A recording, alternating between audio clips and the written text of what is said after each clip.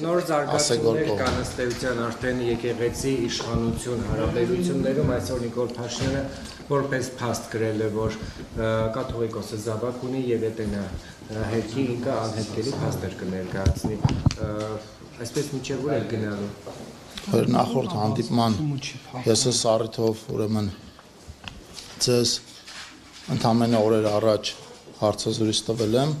եւ այդ մասով իմ տեսակետները նույնն են եւ անփոփոխ։ Պարոն Խուդատյան, բայց Փաշինյանն ըստ էության կոչ է արել, նա նշում է, որ հավատալու ժողովուրդը պետք է հավաքվի եւ վեհարանից դուրս հանի վեհապարին, այսինքն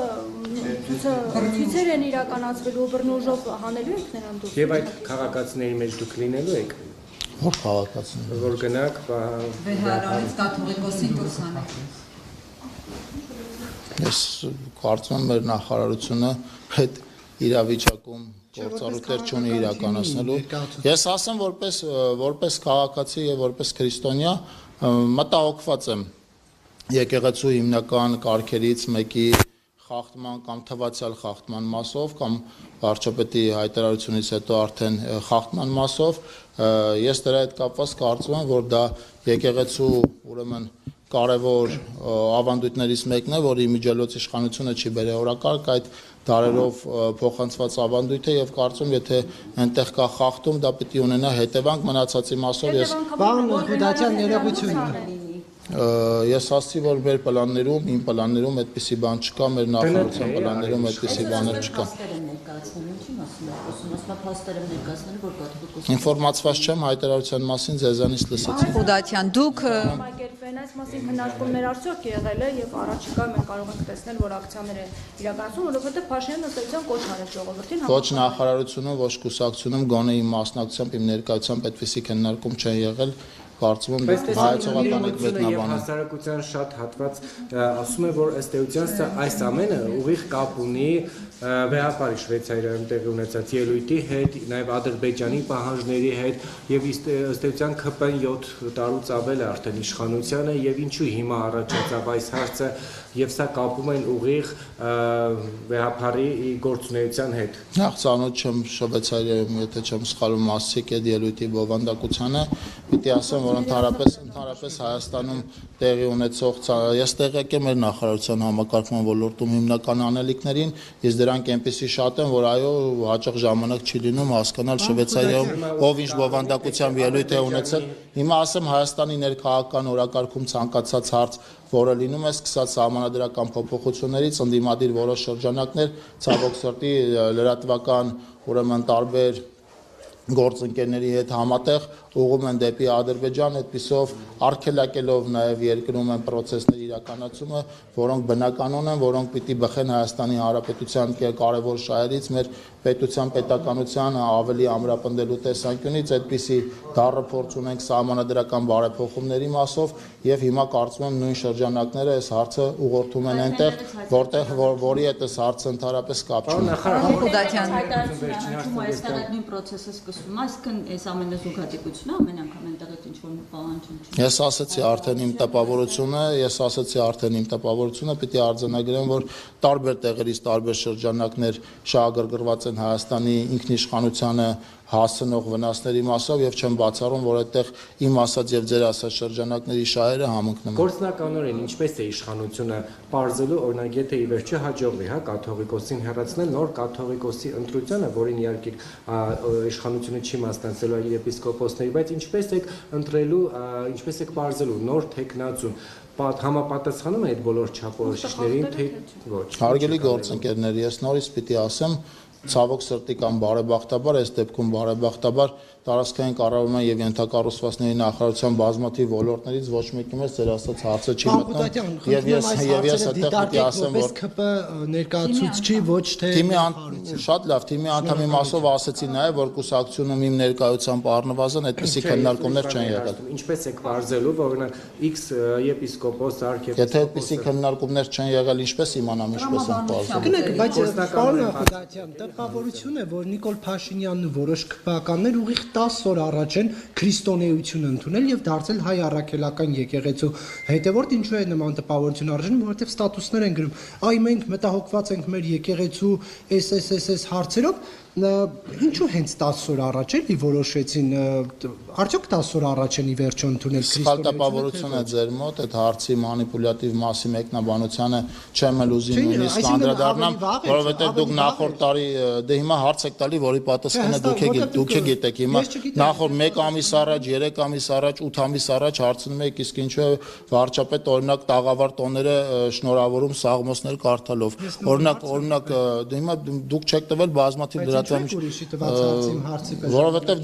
որովհետև դուք հիմա այստեղ խմբով եք եւ շատ մեծ է հավանականությամբ կիսվել է Նիկոլ Փաշինյանի ինֆորմացիայով եթե կոնկրետ հարց եք տալիս կոնկրետ պատասխանում եմ ոչ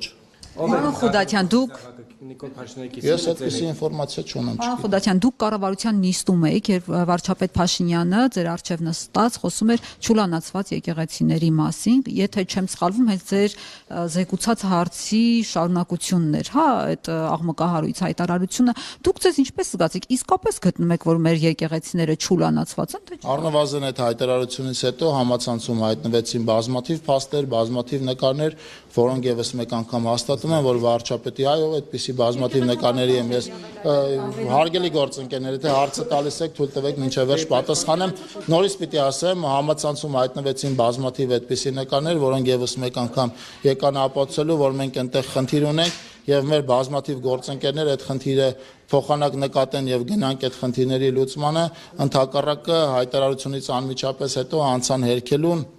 Ինչպես իհարկե սովորաբար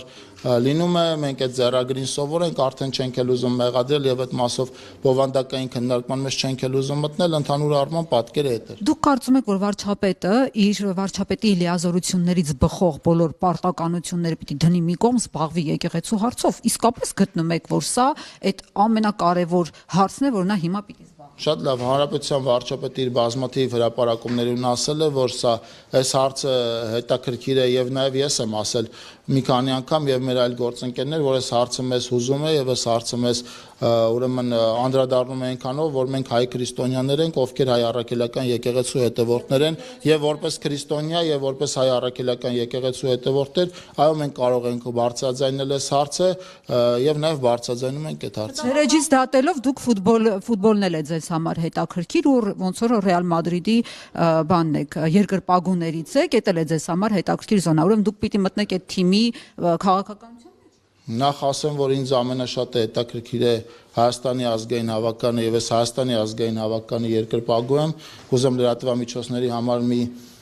գաղտնիք էլ բացեմ, նաեւ Հայաստանի ֆուտբոլի ֆեդերացիայի շահառուների կոմիտեի անդամ եմ եւ այնտեղի գործառույթներով այո կարող եմ միջամտել նաեւ Հայաստանի ֆուտբոլի ֆեդերացիայի այս կամ այն աշխատանքին կամ Հայաստանի ազգային հավաքականի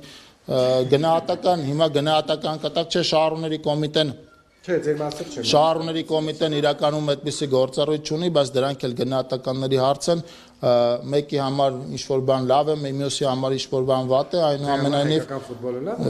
հայկական ֆուտբոլում իմ համար դրական բազմաթիվ բաներ կան, բայց խնդիրներ կան նաև ազգային հավաքականի խաղի հետ կապված եւ կարծում եմ այստեղ պետք է աշխատանք տանենք բոլորով, որպեսզի որոշակի իրավիճակ կարողանանք դրական ապահովել։ Իմիջիալոց այսօր երեկոյան ազգային հավաքականը խաղում է, բոլորիդ կոչ եմ անում երկրպագել հավաքականին դրական արդյունքի ակնկալիքով։ Արդյոք իշխանությանը անհանգստացնում է այն, որ հարցումների տվյալներով եկեղեցու վարկանիշն ավելի բարձր է 71% եւ ՔՊԻ-ը ճիշտ հակառակ թվերի դասավորությունն է 17% եւ դրա համար այս արշավը սկսվել է եկեղեցու նկատմամբ։ Եկեղեցու նկատմամբ արշավ չի իրականացնում իշխանությունը, եւս մեկ անգամ ասում եմ, մեզ ցանկացած նորից ասեմ, որ խնդրում եմ, երբ որ ինձ հարց են տալիս, ես պիտի հարցի պատասխանեմ, այլապես կսկսեմ հարցերին չպատասխանել։ Եկեղեցու հետ կապված չգիտեմ ինչպիսի հարցումներ կան, մենք եկեղեցուն, քանի եկեղեցին ուրեմն չի ասել, որ ինքը կուսակցությունով է հանդես գալու առաջիկա քաղաքական 2026 թվականի քաղաքական ընտրություններում, իրենք մեզ քաղաքական մրցակիցներ չեն, չնայած եկեղեցու որոշ բարձրաստիճան հոգևորականներ վերջին ընթացքում զբաղվել են քաղաքականությամբ, ցավոք սրտի դա էլի բազմաթիվ լրատվամիջոցների կողմից ողջունվել է եւ նորմալ է համարվել, պիտի ասեմ, քանի եկեղեցին այդպիսի հրապարակային հայտարարություն չունի, մենք այդ հարցով մտահոգվելու կարիք չունենք, մանավանդ կարծում եմ, որ այդ սոցհարցումները իրականացնողներն էլ իրենց իրականացած սոցհարցումների վրա չգիտեմ ինչքանով են վստահ եւ չգիտեմ ինչպիսի աղբյուրներից է եկել այդ ինֆորմացիան։ Մենք որպես ամփոփում պիտի ասեմ, որ չենք մտահոգվում, վստահ ենք 2026 թվականի ընտրություններին մեր հաղթանակի մասով, որովհետեւ ամենօրյա շփումների մեջ են քաղաքացիների հետ, ի տարբերություն շատ այլ քաղաքական ուժերի, մենք ամենօրյա ռեժիմով աշխատանք ենք իրականացնում, ենթակառուցվածքների զարգացման, անվտանգության ապահովման, կրթության ուրեմն որակի բարձրացման համայնքներում, մարզերում եւ վստահ ենք, որ այդ աշխատանքները բնակիչների կողմից գնահատվում են եւ դրա ականատեսն են լինում մեր ամենօրյա շփումներում։